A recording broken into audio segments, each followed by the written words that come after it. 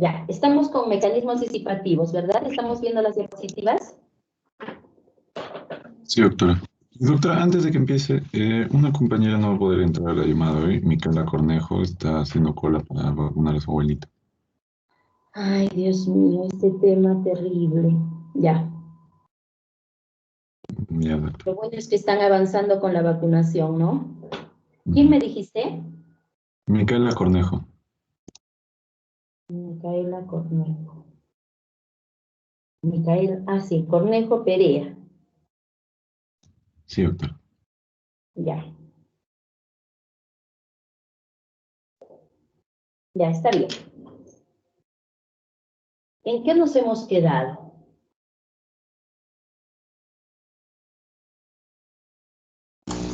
Nos quedamos en gradiente eléctrico, potencial eléctrico. Ya está, excelente, excelente, gracias. Bien, en un repaso rápido. Cuando decimos gradiente químico, dijimos que se refiere a la cantidad del soluto, ¿no? A la concentración de la sustancia. Y cuando la sustancia pasa de mayor concentración a menor concentración, significa que se gana energía, se genera un potencial químico. Ese potencial químico lo podemos calcular.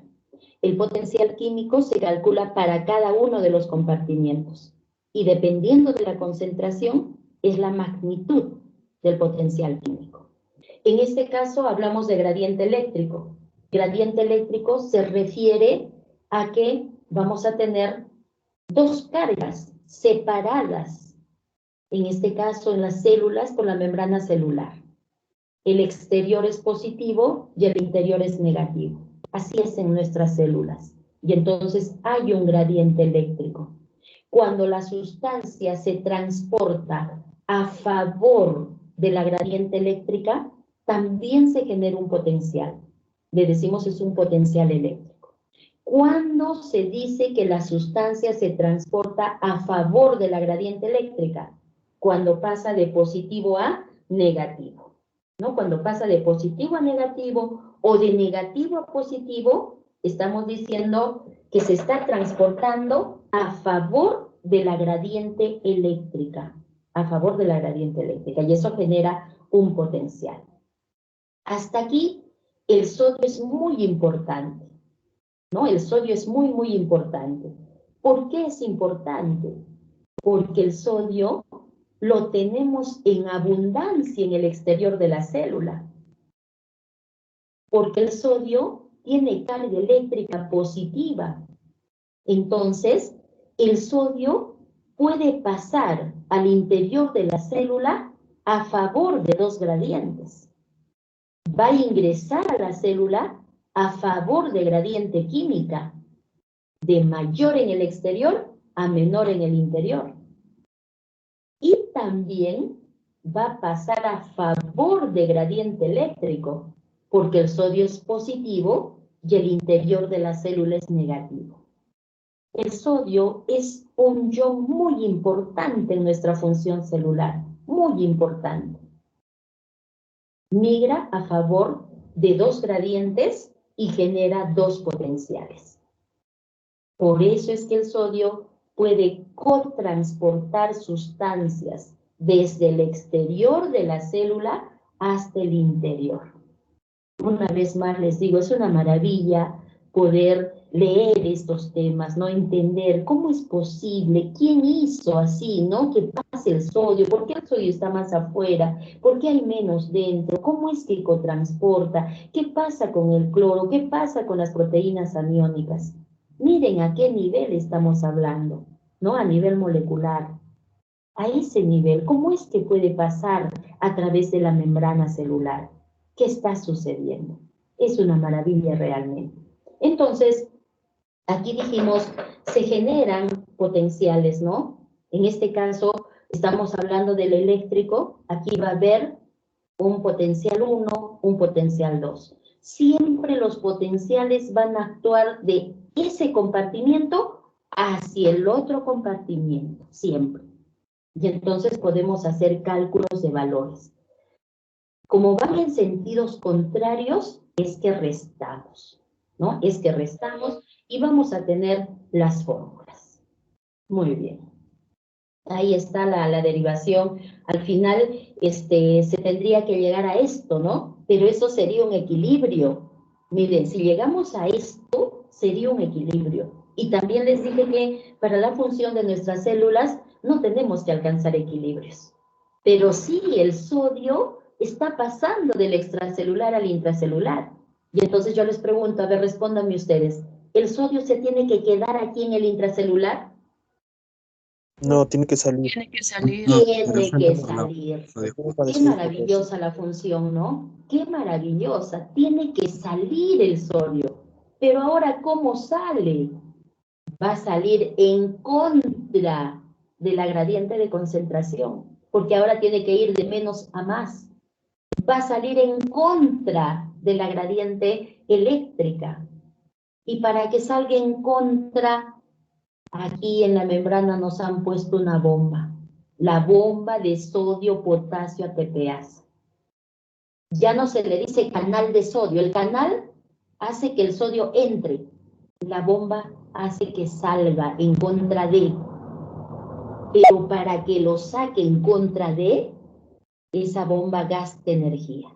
Por eso se le dice sodio, potasio, ATPasa. Gasta ATP, gasta energía. Pero es muy importante la función de la bomba, porque la bomba va a ser la responsable de que se mantengan las gradientes. Porque si se anulan las gradientes, la célula deja de funcionar. Deja de funcionar. Es una maravilla realmente. Es muy bonito. Bien, entonces, ¿qué es lo que ocurre? Miren, para el sodio tenemos dos gradientes, el químico y el eléctrico. Entonces podemos hablar de un gradiente electroquímico que va a generar un potencial electroquímico. Aquí bien atentos, por favor, con esto, ¿ya? Va a haber un gradiente electroquímico que genera un potencial electroquímico. ¿Qué significa que sea gradiente electroquímico? Estamos sumando los dos, el químico junto con el eléctrico. ¿Qué significa que sea potencial electroquímico? Que estamos sumando los dos potenciales, el químico con el eléctrico. ¿De acuerdo? Si regresamos a la figurita, aquí para este compartimiento podemos calcular potencial químico, que va a actuar del extracelular al intracelular. Para esto mismo podemos calcular potencial eléctrico, que va a actuar del extracelular al intracelular.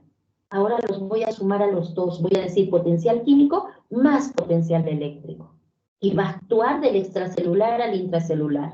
Igual yo puedo calcular en el intracelular potencial electroquímico, sumando el químico con el eléctrico. Y va a actuar del intracelular al extracelular. ¿De acuerdo? Entonces, cuando hablamos de este potencial electroquímico, tenemos que sumar. ¿Qué vamos a tener que sumar? Esta fórmula que nos representa el potencial químico, más esta otra fórmula que nos representa el potencial eléctrico. Si sumamos los dos, tenemos un nuevo símbolo, mu barra. Esto nos representa al potencial electroquímico, sumando el químico más el eléctrico. ¿De acuerdo? Pero esta es la fórmula para un solo compartimiento. Recuerden que el mecanismo disipativo se tiene que dar entre dos compartimientos. Siempre entre dos compartimientos. ¿Ya? Entonces voy a necesitar calcular un potencial electroquímico 1 y un potencial electroquímico 2. Y los voy a tener que restar para poder calcular el valor neto. Aquí tenemos otra vez. RT logaritmo natural de la concentración 1, que sería el potencial químico, más ZF voltaje 1, que sería el potencial eléctrico. Esta suma es para el compartimiento 1, menos RT logaritmo natural de la concentración 2, el potencial químico del otro compartimiento, más ZF voltaje 2, potencial eléctrico del otro compartimiento. La suma es el potencial electroquímico. Como van en sentidos contrarios, los resto. Si los resto, ahora estoy calculando una diferencia de potencial electroquímico, una gradiente de potencial electroquímico. ¿A qué va a ser igual? Factor común, RT, logaritmo natural, concentración 1, concentración 2. Esto ya lo tenemos cuando hemos hablado de potencial químico. Más ZF, voltaje 1 menos voltaje 2. Esto también lo tenemos cuando hemos hablado de potencial eléctrico. Esta es la fórmula del potencial electroquímico. No les voy a pedir que deriven, no que vean qué pasó, no. Lo que les voy a pedir es que la utilicen. Y lo más importante todavía, que se interprete el resultado. ¿De acuerdo? Entonces, miren aquí. Yo les puedo preguntar en el examen. Cuando el sodio ingresa a la célula, ¿genera potencial electroquímico? Sí, doctora. Sí. Fundamente su respuesta. ¿Por qué me dice que genera potencial electroquímico? Porque está ingresando a favor del gradiente eléctrico y el químico. Excelente. Suficiente. Porque está ingresando a favor del gradiente químico porque afuera hay más sodio y adentro hay menos sodio. Y también está ingresando a favor del gradiente eléctrico porque el sodio es positivo y el interior de la célula es negativo. Perfecto. Otra pregunta. El potasio está en mayor concentración en el interior de la célula y en menor concentración en el exterior. Puedo decir que si el potasio sale de la célula, genera potencial electroquímico.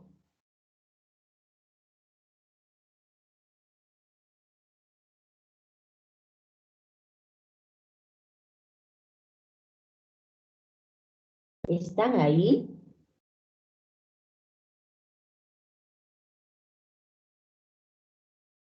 Jóvenes, señoritas, ¿están? Sí, doctor. Doctora, sí generaría porque está yendo a favor del gradiente químico y el de eléctrico. A ver, Doctora, seguro. yo creo que no generaría, o sea, electroquímico no, pero sí químico, porque está yendo a favor de la gradiente de concentración, pero en contra de la gradiente química, porque afuera la membrana es positiva y el potasio es un catión. Excelente. Muy bien, señorita, excelente. ¿Qué pasa con el potasio? Les dije que el potasio está en mayor cantidad en el interior y en menor cantidad en el exterior. Entonces, por cantidad, está generando potencial químico. Pero ahora hagamos el otro análisis. El potasio es positivo, es un ion positivo. Y si está saliendo, afuera de la célula va a encontrar un medio positivo. Entonces, si va de positivo a positivo, está yendo en contra de la gradiente eléctrica. Para que sea a favor, tiene que ir de positivo a negativo o de negativo a positivo. Entonces, si el potasio sale de la célula, no está generando potencial electroquímico, no los dos. Solo estaría generando potencial químico. No puedo decir electroquímico, solo químico. ¿Se entendió? Sí, doctora. Perfecto. Entonces, ahí tenemos que tener cuidado con las cantidades. Pero miren ahora esto. Esto quiero que me atiendan muy bien porque en el examen viene sí o sí. Y no una pregunta, más de una pregunta.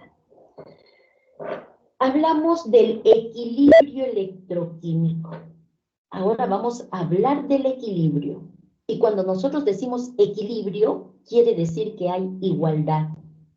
Si hay igualdad y yo sumo, me va a salir 0, porque uno estaría en una dirección, otro estaría en otra dirección, me va a salir 0. ¿De acuerdo? El equilibrio es igualdad. Este equilibrio electroquímico también se conoce como potencial Nernst. Y utiliza esta fórmula que hemos calculado nosotros, que hemos derivado para el potencial electroquímico. Es la misma, miren, es la misma que hemos tenido aquí arriba, la misma estoy copiando aquí. Entonces, la diferencia de potencial electroquímico va a ser igual a todo esto que representa el potencial químico más todo esto que representa el potencial eléctrico. Cuando nosotros decimos equilibrio electroquímico, es decir que esta diferencia de potencial electroquímico va a ser cero. Va a ser cero. Para poder hablar de un equilibrio, va a ser cero. Pero ¿y entonces qué pasa cuando es cero? Ahora yo digo, si toda esta diferencia de potencial es esta relación de variables, entonces ahora esta relación la estoy haciendo cero, porque estoy diciendo que esto es igual a cero, ¿de acuerdo?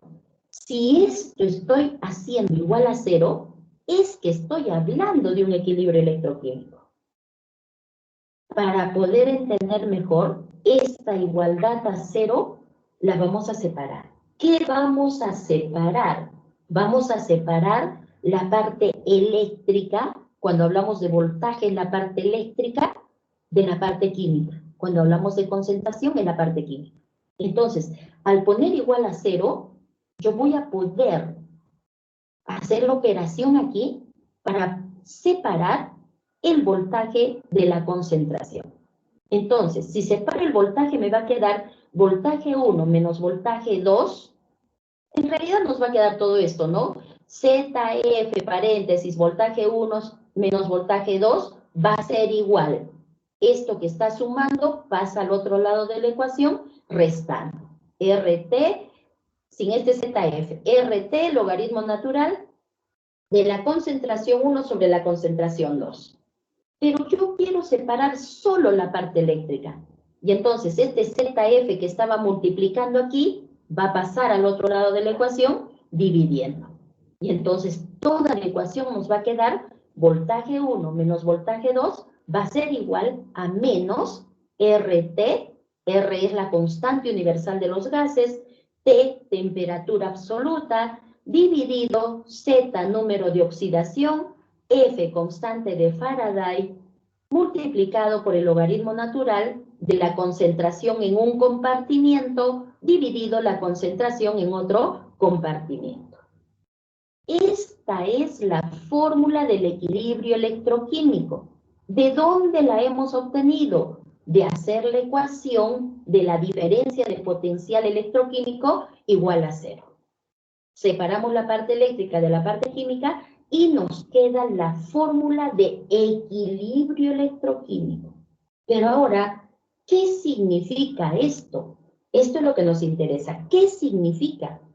Esto significa lo siguiente, que si nosotros hacemos el cálculo de este voltaje 1 menos voltaje 2, significa que para este valor el flujo del ion va a ser cero. ¿Y de dónde saco que el flujo del ion va a ser cero? Porque igualado a cero, porque estoy hablando de un equilibrio. Entonces, para este voltaje, el flujo del ion va a ser cero a pesar de que exista una gradiente de concentración. Miren, el voltaje anula el transporte de la sustancia. Va a haber gradiente de concentración. Afuera va a haber más sodio, adentro va a haber menos sodio. Y por gradiente de concentración se da la ley de Fick. El sodio va a ingresar por ley de Fick. Pero a esa cantidad, a esa concentración, ahora le estamos agregando el voltaje. Y entonces estamos diciendo, va a haber un voltaje que no va a permitir que el sodio entre, a pesar de que afuera haya más y adentro haya menos. Entonces, cuando eso ocurre, estamos hablando del equilibrio electroquímico. Vamos a decir, la célula está en su equilibrio electroquímico. La célula no siempre va a estar en su equilibrio electroquímico, porque va a haber momentos en que el sodio tiene que entrar a la célula, el potasio tiene que salir, el calcio tiene que entrar, el calcio tiene que volver a salir. Va a haber momentos de migración, pero también va a haber un momento en donde va a estar en su equilibrio electroquímico. Y una vez más, ¿qué es este equilibrio electroquímico? Es el voltaje para el cual el flujo del ion es cero, a pesar de que exista gradiente de concentración. Vamos a ver un ejemplo. Vamos a ver un ejemplo. Esto sí les puedo pedir, a esto sí les puedo pedir para el cálculo. Y les voy a dar los datos. ¿Cuál es el potencial de equilibrio para el ion potasio en un glóbulo rojo? Entonces les tengo que decir, potasio en el interior, 150 miliequivalentes. Potasio en el exterior, 5 miliequivalentes. Esos datos yo se los voy a dar, nadie se los va a aprender de memoria. Pero sí, los médicos deben saber, eso sí lo deben saber, que en el interior de la célula hay más potasio, que en el exterior hay menos potasio, que en el exterior hay más sodio, que en el interior hay menos sodio. Eso sí lo tienen que saber, como más y como menos. Como valores no nos vamos a aprender de memoria. Entonces yo les doy estos valores. Constante universal de los gases también, 8,31 Joule sobre mol Kelvin. Aquí se utiliza esta constante en estas unidades. Temperatura absoluta, sabemos que nuestra temperatura promedio normal 37, le tengo que sumar 273 porque tengo que trabajar en temperatura absoluta, 310 Kelvin. En el sistema internacional, la temperatura absoluta se expresa en Kelvin. Número de oxidación.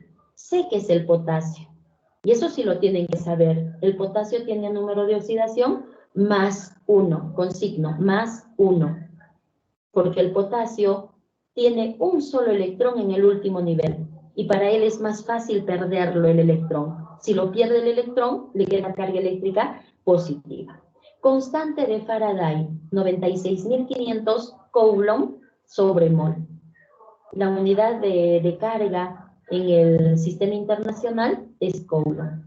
No hablamos de una carga, ¿no? La carga es la del electrón, es la que corresponde al electrón, pero no hablamos de un solo electrón, hablamos de un mol de cargas. Por eso es la constante de Faraday es 96.500 Coulomb sobre mol. Tenemos la fórmula del equilibrio electroquímico. Lo podemos dejar como voltaje 1 menos voltaje 2, o si quieren le ponen diferencia de voltaje. ¿A qué va a ser igual? A menos. Esta fórmula ya la tenemos derivada de aquí. Menos R.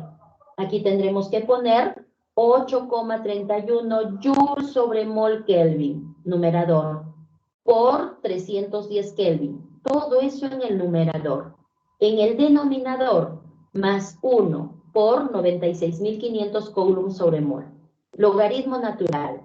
Potasio en el interior, 150 miliequivalentes, dividido, potasio en el exterior, 5 miliequivalentes. Aquí tienen que tener cuidado, por favor, las unidades.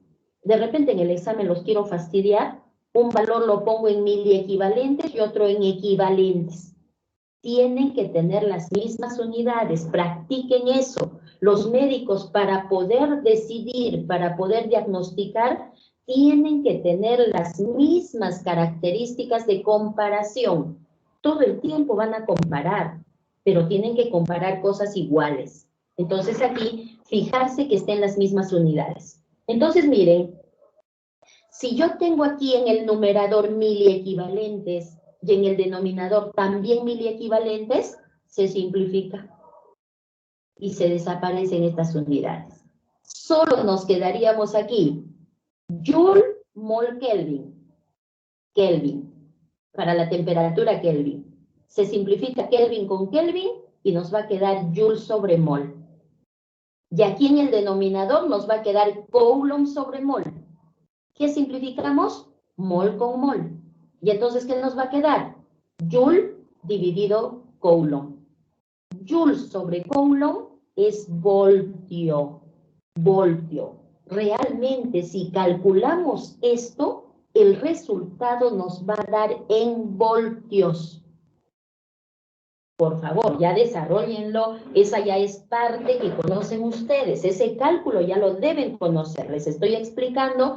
Háganlo, pongan las unidades, simplifiquen. Les va a quedar Joule sobre Coulomb. Y Joule sobre Coulomb es voltio. Voltio. Pero para nuestro organismo, hablar de voltios Es mucho, es muy grande. Para nuestro organismo, esos voltios los tenemos que convertir a milivoltios. Y entonces, si hago la conversión a milivoltios, el resultado de esto es menos 90,80 milivoltios. ¿De acuerdo? Repito, si aplican la fórmula con estas unidades, les da voltios. Tengamos cuidado para efectos del examen. Esos voltios los convertimos a milivoltios. Y entonces ahora digo, la diferencia de voltaje va a ser menos 90,80 milivoltios. Ahora voy a decir, el potencial de equilibrio. Hablar de voltaje es hablar de diferencia de potencial eléctrico. ¿De acuerdo? Entonces, menos 90,80 milivoltios es el potencial de equilibrio electroquímico. ¿Qué significa? ¿Qué significa este valor? Miren aquí. Nosotros podemos ir a medir en una célula. Podemos ir a medir. Para medir en una célula vamos a necesitar 2 electrodos.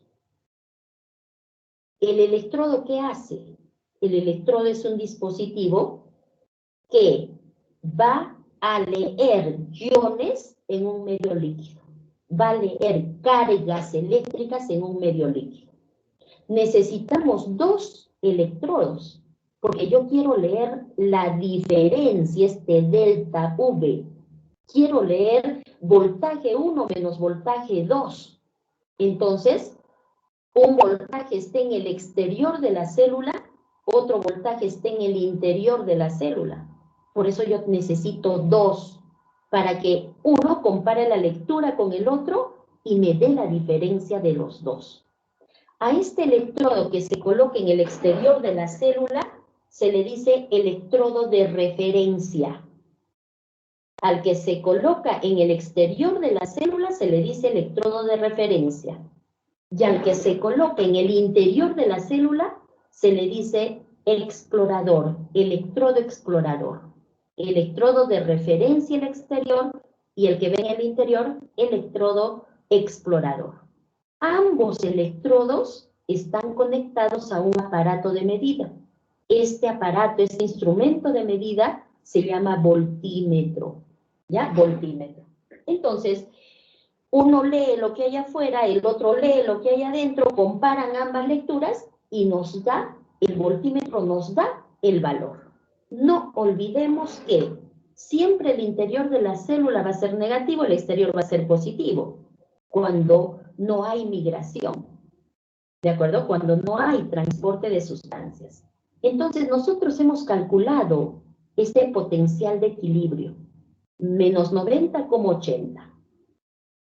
Imaginen que vamos a nuestra célula, sabemos que en el interior hay 150 miliequivalentes de potasio, en el exterior hay 5 miliequivalentes de potasio, ponemos el electrodo de referencia, ponemos el electrodo explorador y leemos en el voltímetro menos 90,80 milivoltios. Y sabemos que este menos 90,80 milivoltios es el potencial de equilibrio electroquímico. ¿Qué significa este resultado? Este resultado significa que en esta célula no hay flujo de potasio. No hay flujo de potasio. Que el potasio no entra ni sale, que el flujo de potasio es cero. Es cero. ¿Por qué? Porque estamos diciendo que este es el potencial de equilibrio electroquímico.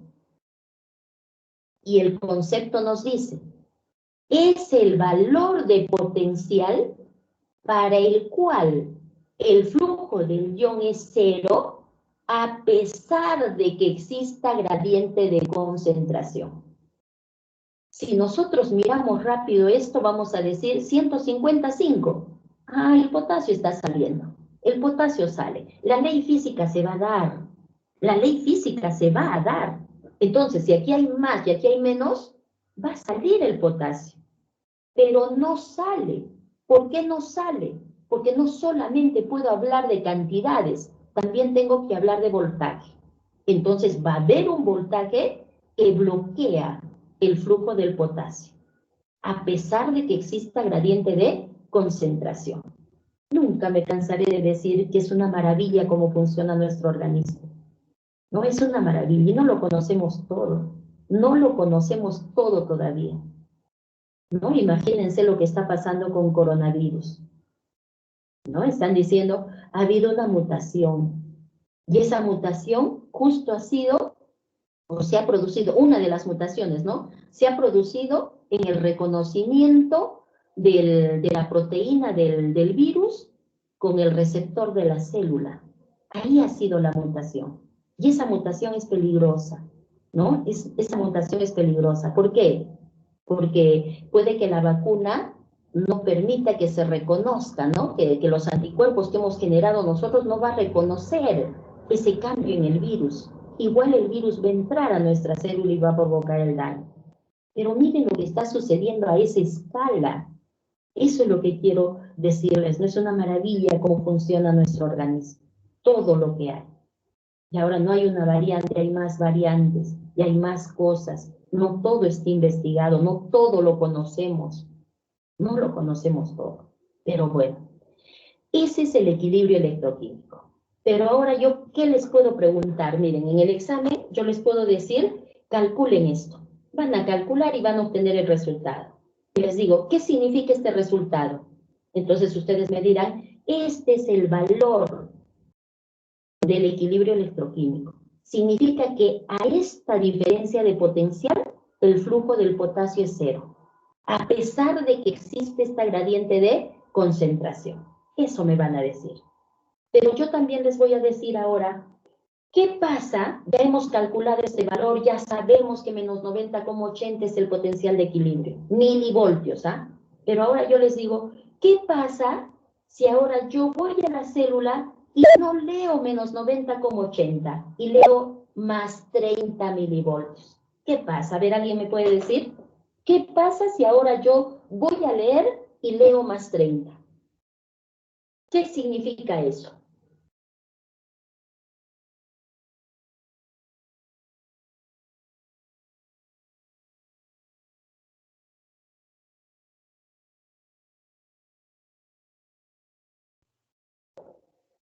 A ver, ¿alguien me puede decir?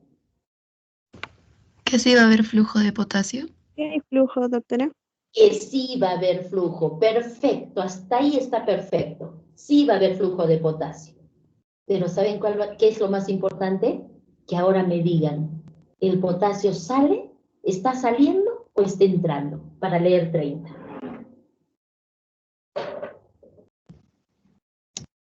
Ah, ya, pero hay algo que no les dije y por eso no me van a poder responder. Por convencionalidad internacional, el valor que leemos aquí corresponde al interior. ¿De acuerdo? Por convencionalidad internacional, este valor que leemos aquí corresponde al interior de la célula. Entonces, ¿cómo es la lectura? Miren, cuando hay menos 90,80, ¿qué significa para poder? Ya sabemos qué es el potencial electroquímico, pero ahora veamos en términos de la lectura, ¿ya? Cuando leemos menos 90,80, significa lo siguiente, miren. Este de referencia lee positivo, un positivo. Este explorador lee un negativo. Entonces, este negativo con este positivo se anularon. Otra vez, este lee positivo, este lee negativo, se anularon. Pero ahora, para yo leer menos 90, significa que este ya no lee positivos, pero este sigue leyendo negativos. Entonces se van marcando los negativos. Y entonces es como decir que en el interior hay más cargas negativas que positivas en el exterior. Es como decir que aquí hay 90 cargas negativas que ya no se pueden anular con positivas que hay en el exterior. ¿De acuerdo? Eso significa la lectura. Siempre la lectura, por convencionalidad internacional, les digo, corresponde al interior de la célula.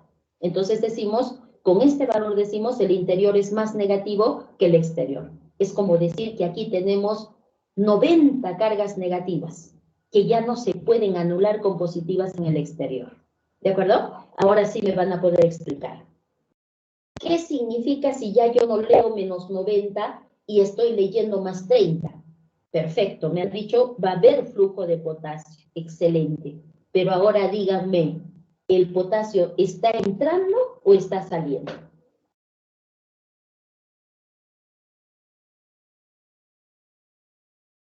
¿Está entrando? ¿Entrando?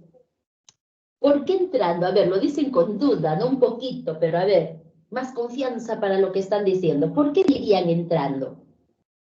Porque el potasio es positivo y el valor Perfecto, perfecto, perfecto. El potasio es positivo, ¿verdad? Entonces, si entra un potasio, se anula con un negativo. Si entra otro potasio, se anula con otro negativo. Si entra otro potasio, se anula con otro negativo. Entra tanto potasio que invierte la carga. Entra tanto potasio que se vuelve más 30. ¿Se entendió hasta ahí? Sí, doctora. Sí, perfecto. Entonces, para que hagan el análisis y no se equivoquen, utilizan la figurita. Utilicen la figurita. Siempre el interior de la célula va a ser negativo y el exterior va a ser positivo. ¿Por qué el interior de la célula es negativo? Porque en el interior de la célula tenemos proteínas aniónicas y esas proteínas nunca se mueven, son macromoléculas, no se van a mover. Y entonces el interior de la célula siempre va a ser negativo y el exterior de la célula va a ser positivo. ¿Y quién le da la carga positiva al exterior? La cantidad de sodio. Gran concentración de sodio en el exterior, positivo. Siempre va a ser así. Entonces, en función a eso, es que tomamos la decisión. Ahora, imaginen que ya no leo, olvídense de este 90, pónganle menos 100. Se supone que el del equilibrio es menos 90. Ahora pongamos aquí menos 100. Si es menos 100, ¿qué está sucediendo? ¿El flujo es 0 o es diferente de 0? Diferente. Diferente. Perfecto. Pero ahora díganme, ¿entra potasio o sale potasio? Sale. Sale. Potasio. Sale potasio. ¿Y por qué dicen que sale potasio? Porque no estaría en equilibrio y está más negativo. Porque el interior está más negativo.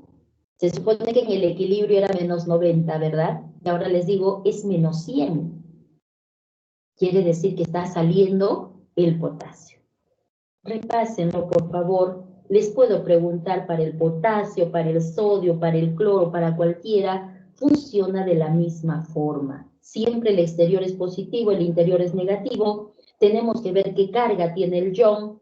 Tenemos que ver cuál es el valor del equilibrio electroquímico, porque sabemos que para este valor el flujo es 0.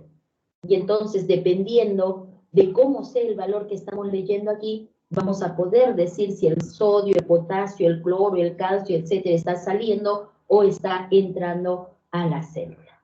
¿De acuerdo?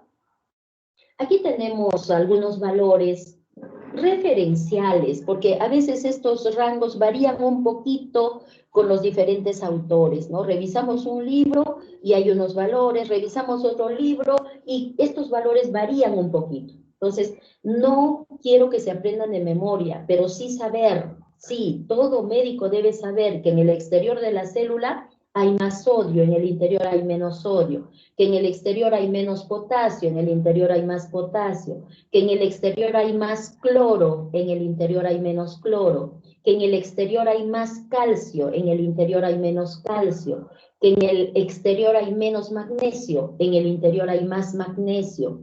El ion bicarbonato también es importante, ¿no? Que en el exterior hay más bicarbonato, en el interior hay menos. Proteínas, en el interior hay más y en el exterior hay menos. Eso tienen que saber, más, menos. Esa relación para todos estos iones, por favor. Proteínas aniónicas, por si acaso. También existe el mecanismo disipativo. El otro mecanismo disipativo es hablar de ósmosis. ¿Qué es ósmosis? Ósmosis es el transporte de agua en contra de la gradiente de concentración.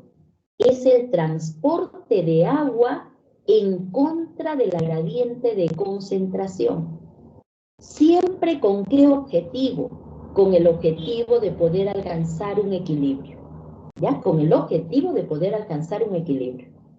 Pero también dijimos que no nos interesan los equilibrios para la función de nuestro organismo. Siempre tiene que haber gradientes. ¿De acuerdo? Muy bien. Entonces aquí, en la figurita, vamos a tener dos compartimientos separados por una membrana selectivamente permeable. Esta vez pensemos que el soluto no puede ser transportado. No, es un soluto más grande que no se puede transportar a través de la membrana celular. Este soluto está en un medio líquido. Aquí, al lado derecho, hay más concentración del soluto, al lado izquierdo, menos concentración del soluto. Si el soluto pudiese difundir, excelente, pero aquí no puede.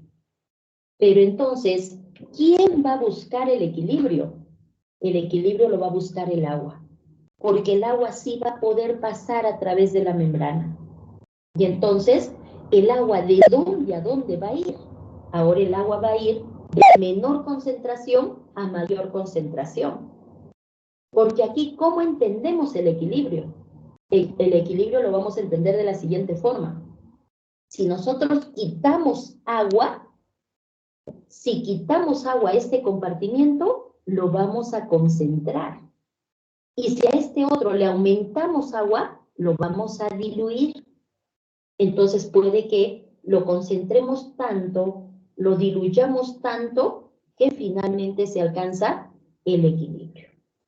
¿De acuerdo? Entonces, ósmosis es el transporte de agua de menor concentración a mayor concentración.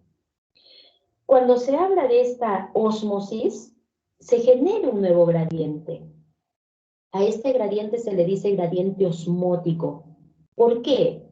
Porque para cada compartimiento vamos a poder calcular un valor de presión osmótica. Ya se va a calcular un valor de presión osmótica. ¿Cómo calculamos el valor de presión osmótica? Aquí está la fórmula.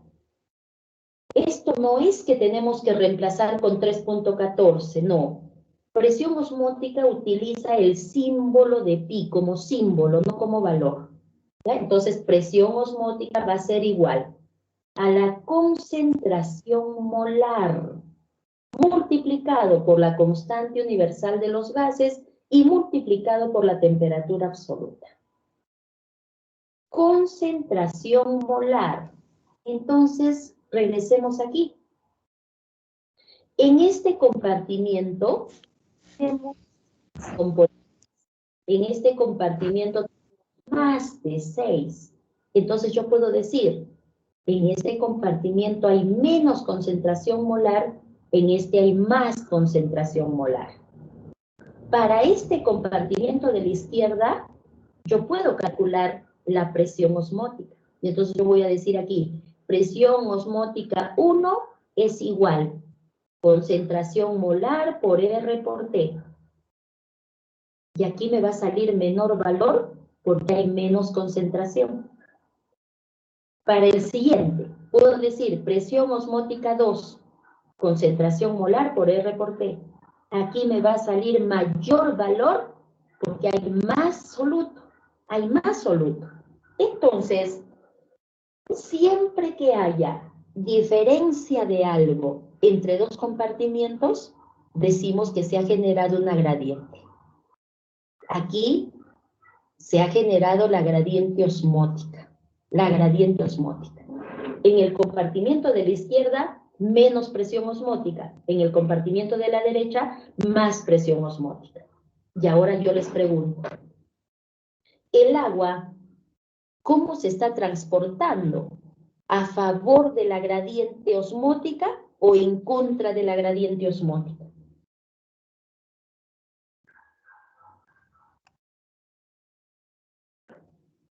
A ver, otra vez, ¿el agua cómo se transporta? ¿A favor de la gradiente osmótica o en contra de la gradiente osmótica?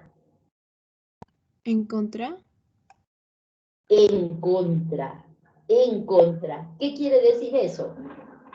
Que va de menor presión osmótica a mayor presión osmótica, que va en contra de la gradiente de concentración.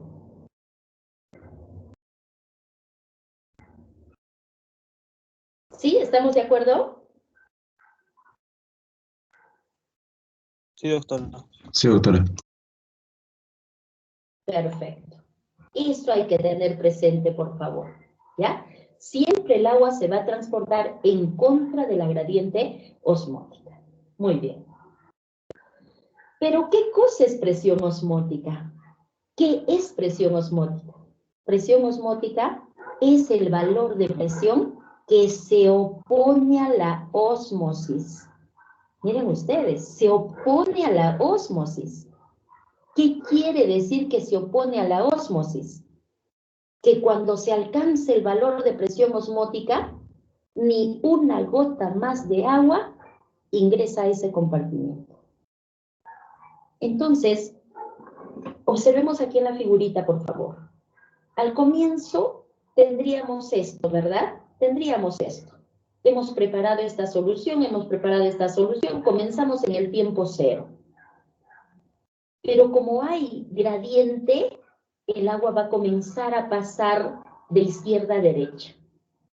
Igual aquí, va a comenzar a pasar de izquierda a derecha. Se supone que todo debía estar a nivel. Pero cuando el agua comienza a aumentar aquí, miren, entre esta línea roja y esta otra, comienza a aumentar aquí, esta agua genera un peso. Recuerden que siempre todo en el planeta Tierra va a ser atraído hacia el centro de la Tierra. A eso le llamamos peso. Cuando estamos hablando de un objeto le decimos peso, porque es la masa que está afectada por la aceleración de la gravedad. Entonces, miren, si el agua ha pasado aquí y ahora alcanzó una altura, esto va a tener un peso, y el peso siempre actúa hacia abajo. Siempre va a actuar hacia abajo. Y si actúa hacia abajo, si la fuerza está dirigida hacia abajo, quiere decir que está bloqueando el agua que estaría pasando de B a A. Pasa más agua, más peso, con más fuerza va a bloquear el paso del agua de B a A. Cuando se alcanza el valor de presión osmótica, es el valor que va a estar actuando contra esta pared. Y en ese momento, cuando se alcance el valor de presión osmótica, ya no pasa ni una gota de agua de B a A. Eso es presión osmótica. Entonces, presión osmótica es el valor de presión que se opone a la ósmosis. Cuando se alcance el valor de presión osmótica, ya no pasa agua a ese compartimiento. Es lo que tenemos aquí, ¿no? El agua ha comenzado a disminuir en la izquierda y aumentar en la derecha. ¿Pero hasta cuándo? ¿Se va a pasar todo el agua? No. ¿Cuándo se alcanza el equilibrio? Cuando este exceso de agua que hay aquí haga la suficiente fuerza para que ya no pase agua. Eso es presión osmótica. ¿Se entendió?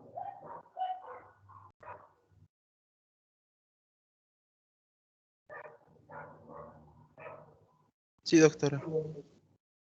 Ay, felizmente que hay uno que está en la clase. Los demás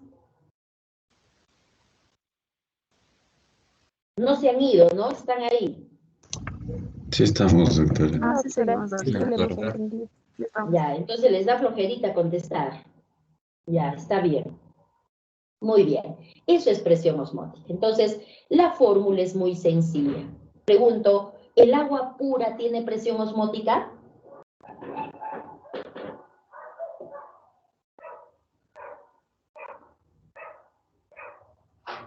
¿El agua pura tiene presión osmótica? No.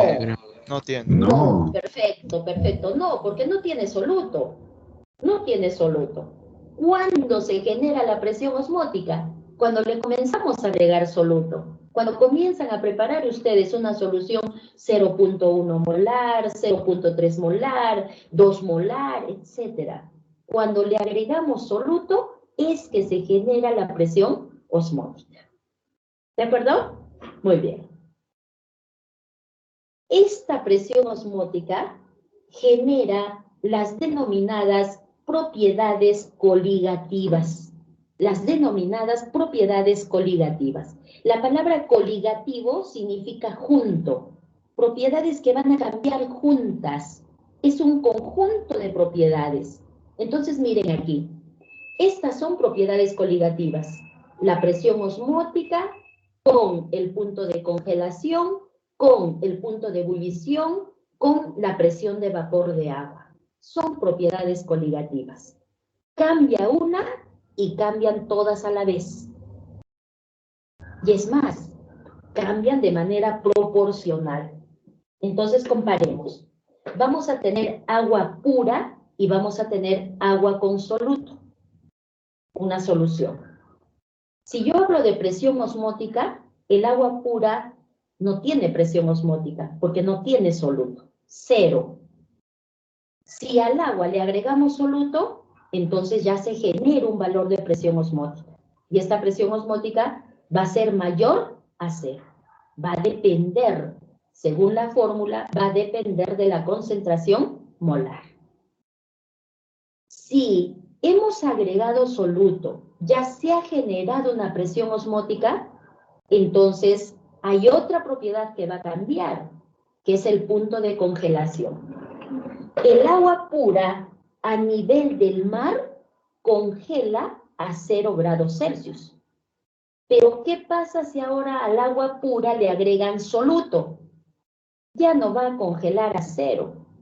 Ahora se dice que cuando el agua tiene un soluto, se observa, hay descenso crioscópico. Ya cuando el agua tiene soluto, se produce un descenso crioscópico. ¿Qué significa eso? Miren aquí la figurita. Si nosotros tenemos agua pura, hay puras moléculas de agua. Y entonces, si se va a congelar, si se baja la temperatura, si disminuye la energía cinética, es fácil que una molécula forme enlace con otra. Y entonces se forma el hielo, el sólido. Fácil. Y esto a nivel del mar ocurre a 0 grados. Pero ¿qué va a pasar? Observen la figura de la derecha. ¿Qué va a pasar si le han puesto soluto al agua? Cuando han puesto soluto al agua, este soluto está entre molécula de agua y molécula de agua. Entonces, ¿cómo formamos el enlace? Para que se forme el sólido, tiene que haber enlace entre molécula y molécula. Pero ahora entre molécula y molécula hay soluto. Entonces, tenemos que disminuir más la energía cinética. Tenemos que hacer que se encuentre una molécula de agua con otra, que se retire el soluto que esté entre los dos para que se pueda formar el enlace. Y entonces eso se puede lograr bajando más la temperatura. Por eso se le dice descenso crioscópico, porque ya no va a ser 0, va a ser menos de 0. Pueden experimentarlo en su casa. Pongan agua pura en un recipiente y en otro recipiente pongan un jugo de fruta. Entonces, ¿el cubo de hielo se va a formar igual en ambos casos? No. Va a ser un cubo de hielo en el agua pura. Pero en el jugo de fruta van a tener pedazos, ¿no?, de hielo. No va a ser un solo cubo, un solo bloque, no va a ser. Pedazos de hielo. ¿Por qué? Porque en medio de las moléculas va a estar, pues, este contenido de la fruta. Y entonces va a ser difícil poder formar el cubo de hielo. Se forman pedazos de hielo, porque ahí sí se ha retirado la partícula, el componente que no es agua y que estaba entre las moléculas de agua. Lo mismo sucede con el punto de ebullición. El punto de ebullición es cuando pasa de líquido a vapor. A nivel del mar, a 100 grados Celsius. Si nosotros tenemos agua con soluto, otra vez es esto. No va a permitir, el soluto no va a permitir que fácilmente el líquido pase a vapor. Entonces se produce un ascenso ebulioscópico. Necesitamos aumentar más de 100 la temperatura para que se pueda formar el vapor. Ascenso ebulioscópico. Y finalmente la presión de vapor. ¿Qué pasa con la presión de vapor? La presión de vapor depende de la temperatura. A 37 grados Celsius, la presión de vapor es 47 milímetros de mercurio. Eso lo conocemos y acuérdense porque es la temperatura de nuestro organismo. ¿Qué ocurre si hablamos del agua con soluto? Para esa temperatura, para 37 grados, ¿qué ocurre? El valor de presión de vapor va a ser menor a 47. ¿Por qué? Volvemos a lo mismo. Este soluto no deja que el vapor salga. Repito, este soluto no deja que el vapor salga. Y si aquí tenemos poquito vapor, lógicamente la presión también es menor. Entonces, si agregamos soluto al agua, la presión de vapor disminuye. Pero no se olviden que el valor de presión está asociado con un valor de temperatura. Estas propiedades coligativas nos ayudan en cálculos. Por ejemplo, yo puedo decir, si para una sustancia o para una solución conocemos el punto de ebullición, con el punto de ebullición podemos calcular la presión osmótica. Basta que conozcamos el valor de una propiedad, vamos a poder calcular la otra. Hay fórmulas, ¿de acuerdo? Hay fórmulas. Otro tema es hablar del coeficiente de reflexión. ¿Qué cosa es el coeficiente de reflexión? El concepto claro lo podemos experimentar, ¿no? Hacemos que los rayos del sol lleguen a un espejo y luego cuando llegan al espejo, estos rayos no pueden pasar a través del espejo, rebotan en el espejo. El término correcto es se reflejan en el espejo y se forma un rayo reflejado que va a tener otra dirección. Lo mismo sucede en las soluciones. Lo mismo va a suceder en los medios intracelular, extracelular. Lo mismo. Por eso es que se habla de un coeficiente de reflexión. Este coeficiente de reflexión lo simbolizamos con sigma y tiene valores entre 0 y 1. ¿Ya? El coeficiente de reflexión tiene valores entre 0 y 1. ¿Qué significa? Miren, aquí tenemos la membrana celular. Imaginen que aquí tenemos una proteína, una macromolécula. Esta macromolécula va a estar en movimiento. Nadie está quieto. No está quieto nada. Está en movimiento. Más movimiento, menos movimiento. Hay energía cinética. Entonces, esta proteína puede chocar con la membrana y rebota. No va a poder pasar a través de la membrana. Rebota. Entonces, si es una macromolécula que no puede pasar a través de la membrana, su coeficiente de reflexión es 1. Es el máximo valor. Coeficiente de reflexión, 1. Entonces decimos, esta membrana es impermeable para este soluto. Puede haber solutos de tamaño medio, cuyos valores del coeficiente están entre 0 y 1, más de 0, menos de 1. Estos van a poder pasar a través de la membrana, con dificultad, con ayuda, con cotransportadores, van a poder pasar. Va a haber otros muy pequeñitos, coeficiente de reflexión cercano a 0. Esos sí pasan libremente a través de la membrana. En este caso decimos, la membrana es muy permeable para estos solutos. Entonces, este coeficiente de reflexión tiene esos valores de 0 a 1. Si se acerca a 1, la membrana es impermeable.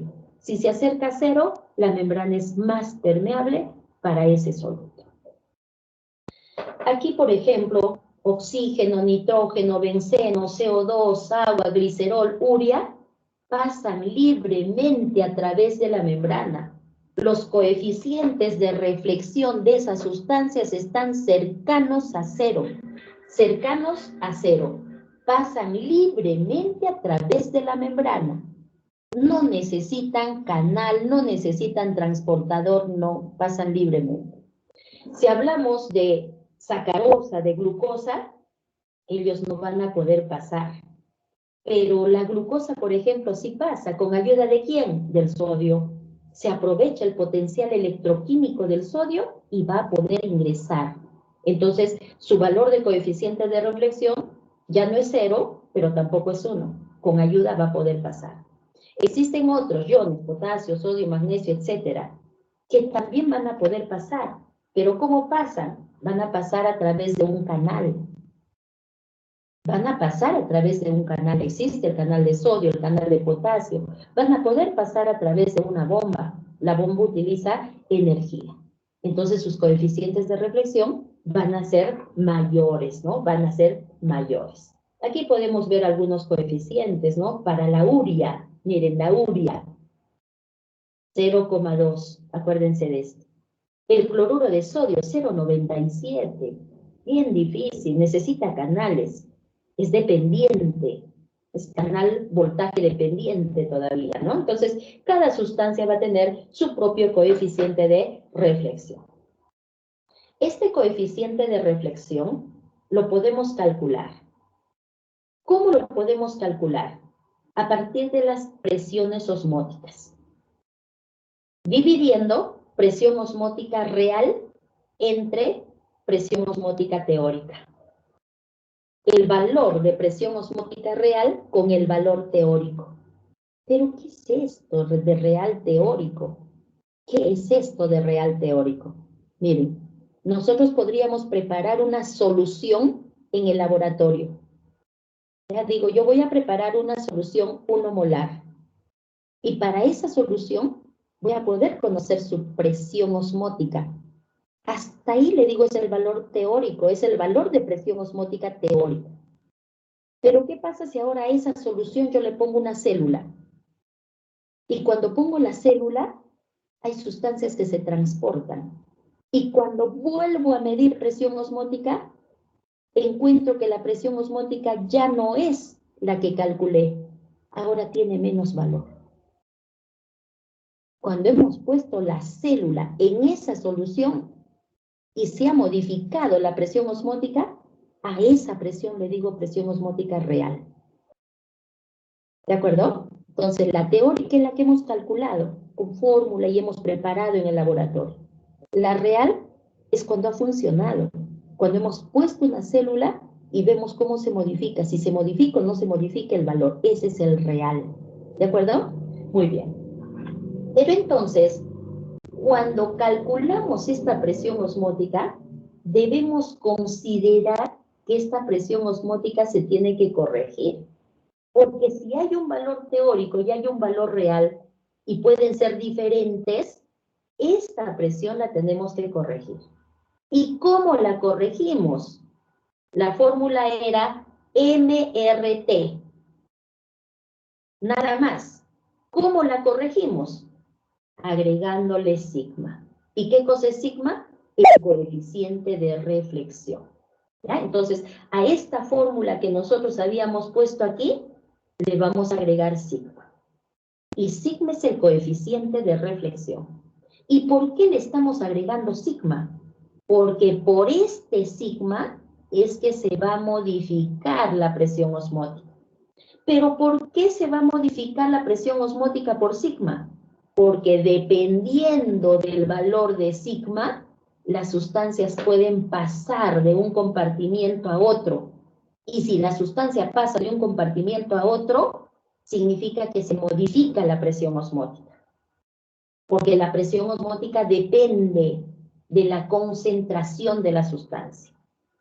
Si yo tengo más concentración, aumenta. Si yo le quito concentración, disminuye, se modifica, ¿ya? Eso es lo importante, por eso se habla de una presión osmótica corregida. Pero bueno, aquí también tenemos otro término, osmol. En la fórmula habíamos puesto mol. ¿El osmol a qué se refiere? Hablamos de concentración osmolar cuando se considera la disociación molecular. Por ejemplo, yo cuento como 1 al cloruro de sodio. 1, porque es cloruro de sodio, juntita la molécula, lo cuento como 1. Pero ¿qué pasa si al cloruro de sodio lo ponemos en agua? Cuando lo ponemos en agua se disocia. Deja de ser 1 y ahora pasa a ser 2. 2 componentes. ¿Por qué 2? Porque voy a tener sodio positivo y cloro negativo. Entonces, ahí tengo que hablar. Si yo considero ese valor de disociación molecular, ya no digo molar, ahora digo osmolar. ¿De acuerdo? Pero resulta que la concentración molar podría ser igual a la concentración osmolar. Por ejemplo, la glucosa. La concentración molar de glucosa puede ser 1 molar. Va a ser igual a 1 osmolar. ¿Por qué? Porque la glucosa no se disocia. La glucosa no se disocia. Entonces, la concentración molar va a ser igual a la concentración osmolar. Pero, ¿qué pasa si yo digo cloruro de sodio? Para el cloruro de sodio, la molaridad es diferente a la osmolaridad. Para la misma cantidad, hablo para la misma cantidad de cloruro de sodio. La molaridad va a ser diferente a la osmolaridad. ¿Por qué? Porque el cloruro de sodio sí se disocia. Y se disocia en 2. ¿De acuerdo? Se disocia en 2. Entonces, para nuestro organismo, es mejor hablar de osmoles. ¿Por qué? Porque hay iones.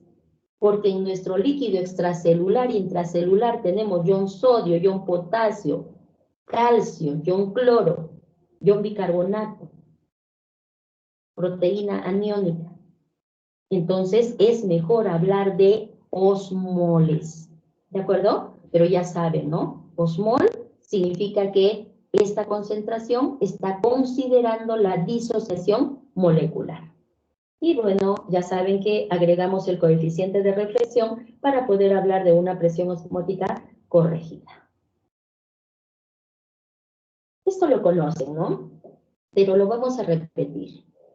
Nosotros podemos tener soluciones isotónicas, soluciones hipotónicas, soluciones hipertónicas.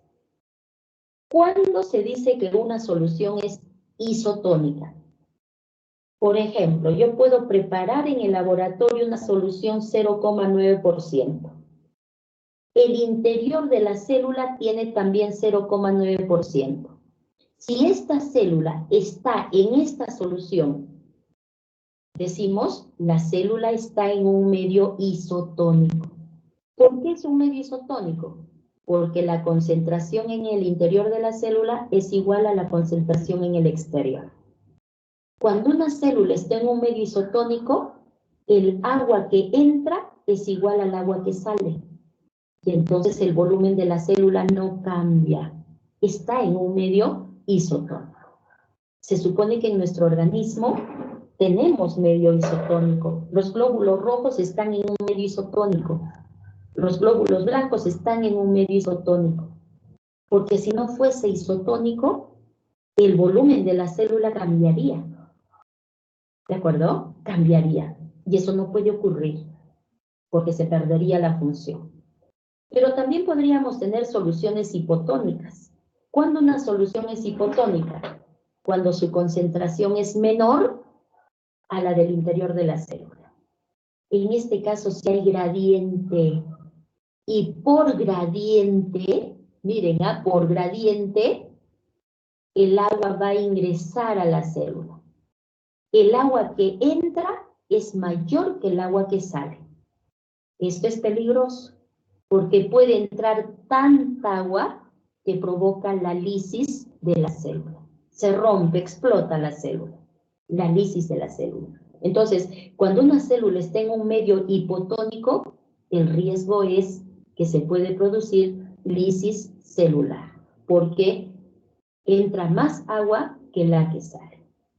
Y también podemos tener un medio hipertónico, cuando la concentración de la solución es mayor que la del interior de la célula. Otra vez hay gradiente. Y por gradiente osmótica, ¿no? Básicamente gradiente osmótica. Y por gradiente osmótica, aquí el agua va a salir. Va a salir. La célula puede perder tanta agua que se arruga. Se produce crenación. Crenación. Sale más agua que la que entra. Estos casos son peligrosos. Pregunto, ¿se le puede inyectar agua destilada en la sangre de una persona? No, doctora, porque va a provocar lisis. Perfecto. Va a provocar hemólisis. Los glóbulos van a explotar. ¿De acuerdo? No se puede. ¿Podemos inyectar agua salada? No, tampoco, doctora. Tampoco, doctora. Porque se van a crenar. ¿Sí? Se van a crenar. Muy bien. Pero ahora veamos la aplicación de esto. Ya hablamos del caso de la urea. Miren, aquí, el caso de la urea. Vamos a preparar una solución de urea 300 miliosmolar. Y en esta solución de urea vamos a poner un glóbulo rojo. En el interior del glóbulo rojo tenemos 300 miliosmolar también. Esa es la concentración. Redondeado el valor, por supuesto. Ya redondeado el valor, se considera que en condiciones promedio normales, en el interior de la célula tenemos una concentración de solutos de 300 miliosmoles. Si hemos preparado esta solución de urea 300 miliosmolar, nosotros podríamos decir, estamos tranquilos, porque es isotónico. Es isotónico. Los valores en el interior y en el exterior son iguales. Hasta ahí podríamos decir, el agua que entra a la célula es igual al agua que sale. No pasa nada, no va a suceder nada. Pero no. Si ustedes dejan al glóbulo rojo en una solución de urea de 300 miliosmoles, después de un tiempo van a observar que se lisan, van a explotar. Pero ahora, ¿por qué? ¿Por qué? Porque la urea tiene un coeficiente de reflexión de 0,2. ¿Y qué significa que la urea tenga un coeficiente de reflexión de 0,2? Qué fácil va a poder pasar a través de la membrana. No necesita canal, no necesita ayuda. La membrana es muy permeable para la urea. Entonces, en esta solución, por este coeficiente de reflexión, la urea comienza a ingresar al glóbulo rojo. Si la urea comienza a ingresar, aquí disminuye la presión osmótica, porque le estamos quitando soluto. Disminuye la presión osmótica y aquí aumenta la presión osmótica. Si aquí disminuye y aquí aumenta, hemos generado una gradiente osmótica. Y por gradiente osmótica, el agua va a pasar, va a ingresar en mayor cantidad que el agua que sale. Si el agua ingresa en mayor cantidad, lógicamente que el glóbulo se va a lisar, se va a romper, va a explotar. Por eso es importante la función de nuestros riñones. Tienen que eliminar la urea. No se puede concentrar urea en la sangre. Las personas que tienen problemas de función renal tienen que hacerse la hemodiálisis. ¿Por qué? Porque tienen que eliminar básicamente la urea. Porque si no eliminan la urea, este sería el riesgo.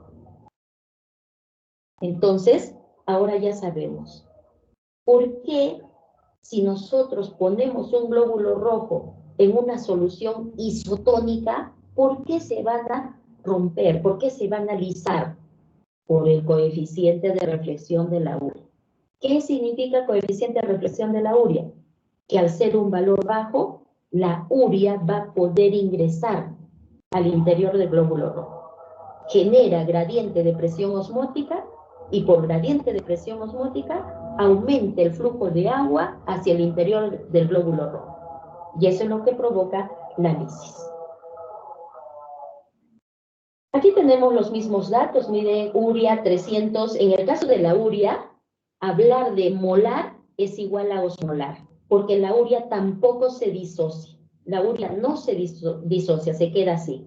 Entonces es lo mismo hablar de milimoles que miliosmoles. Temperatura 20 grados. La constante que se utiliza para estos cálculos, en este caso es de 0,082 atmósferas por litro.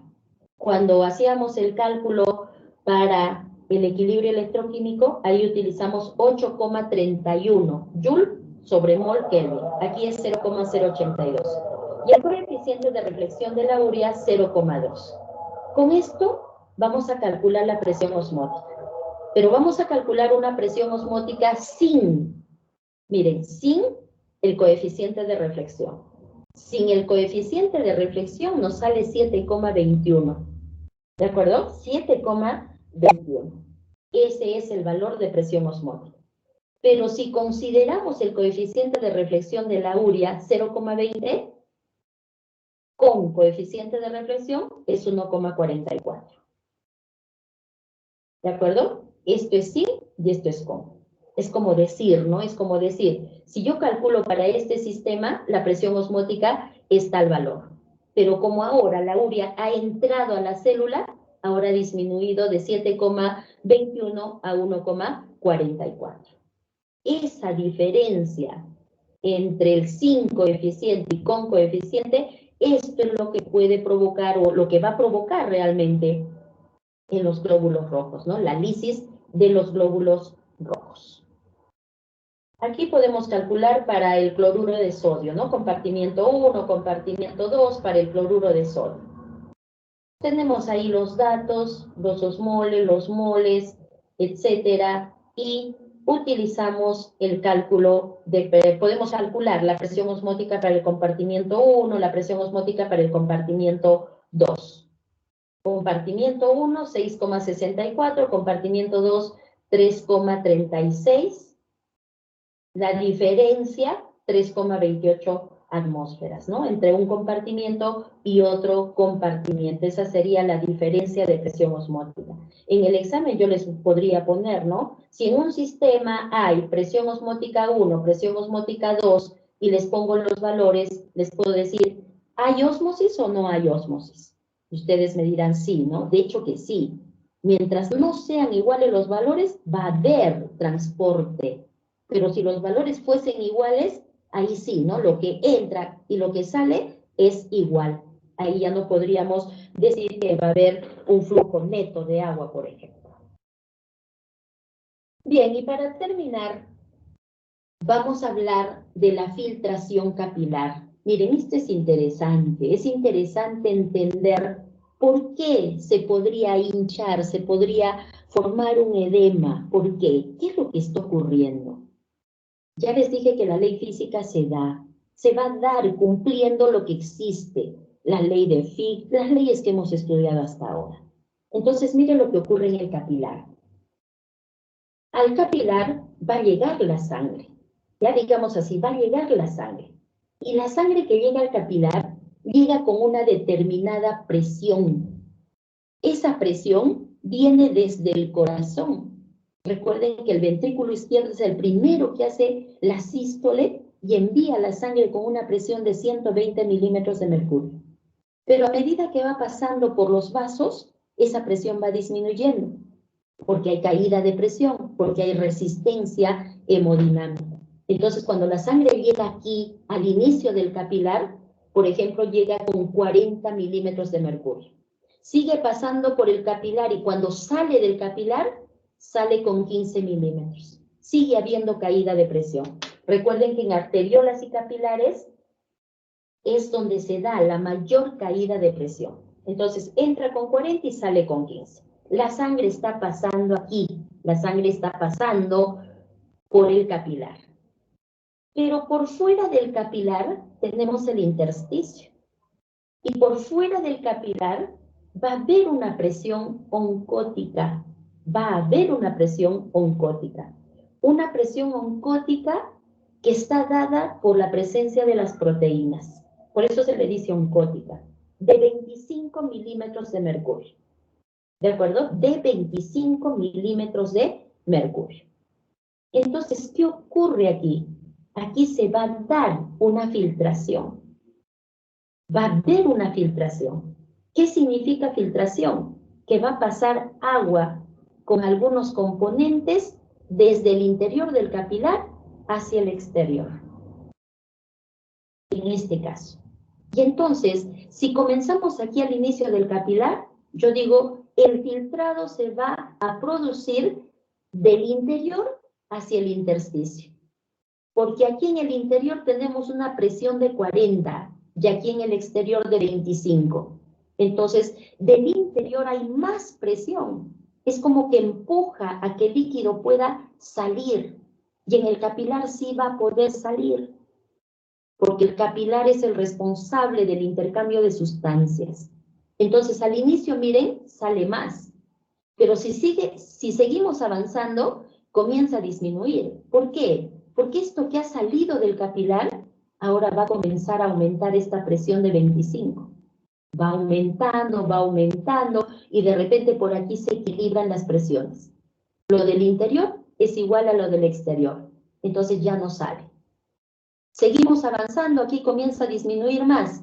Ahora lo del exterior comienza a ser mayor que lo del interior. Y entonces ahora comienza a entrar.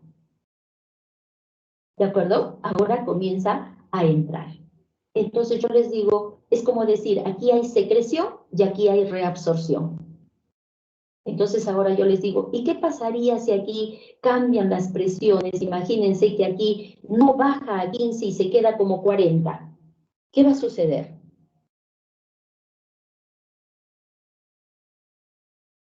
A ver, ¿qué sucedería si la presión no baja a 15 y se queda como 40?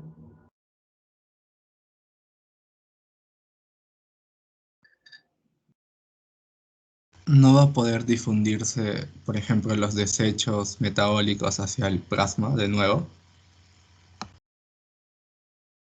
Perfecto. Y en vez de entrar, más bien, ¿qué va a pasar? Se van a concentrar en el líquido intersticial. Claro, más bien va a salir, ¿no? Imaginen que aquí sea 25, 25, 25 aquí adentro y 25 aquí afuera. No va a regresar a la sangre. Y entonces se comienza a acumular aquí afuera. Y si se acumula aquí afuera, se comienza a hinchar. ¿De acuerdo? Entonces, la función tiene que ser perfecta. La función tiene que ser perfecta. Miren la maravilla que se da, ¿no? Aquí sale y aquí tiene que entrar.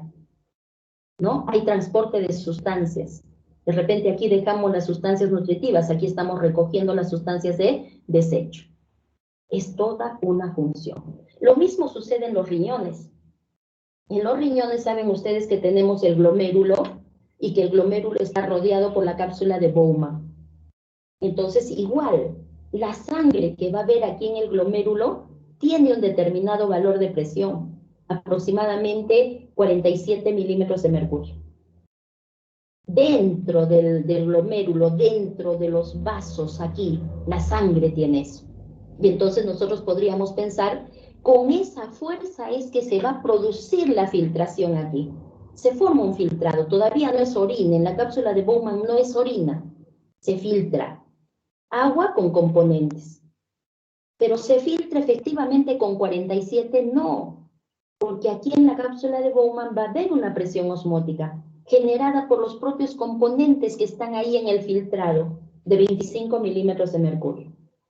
La propia cápsula por forma tiene una presión de 10. Esta presión de la cápsula actúa contra el glomérulo.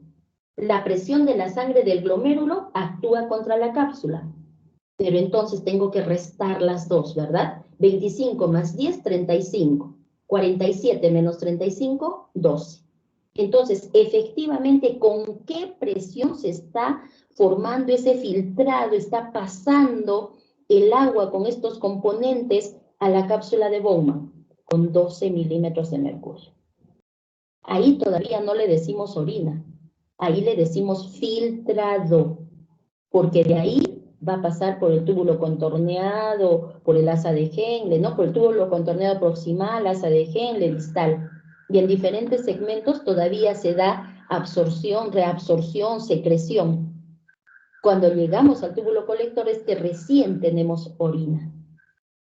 ¿De acuerdo? Entonces, miren la importancia de los valores de presión para que se pueda dar el transporte de una sustancia. Luego tenemos que hablar de hemodiálisis, pero este es un tema de exposición. Ya cuando expongan, reforzaremos un poquito. Preparen bien el tema, por favor. Lo que tenemos que decir, máximo 7 minutos. 7 minutos es mucho todavía. ¿De acuerdo? Muy bien. Hasta aquí nos quedamos en la clase de hoy. Repasen, hagan sus trabajos, estudien, por favor, y cuídense bastante. Hasta la próxima clase. Hasta luego, doctor.